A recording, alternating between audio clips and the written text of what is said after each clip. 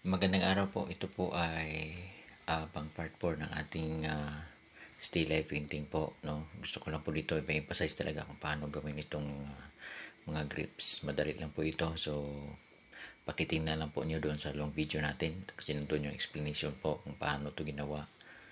Saka ano talaga, mga ano lang, no, mga basic lang man ito. Pero I know po na makakatulong po ito. Okay, so hopefully po mag-enjoy kayo dito, no? Yung mga simple natin na mga explanation at saka mga simple tutorial. So, para po ito sa mga mahilig po talaga sa mga art, still life at saka ito talaga ay mga unique na mga drawing po. Sana po ay hindi kayo magsawa po. Paki-follow at paki-share na lang din po, no, sa mga videos natin. At kung gusto nyo pong malaman talagang, tingnan nyo doon sa long video natin yung mga explanation doon. Maraming salamat po sa pagsubaybay.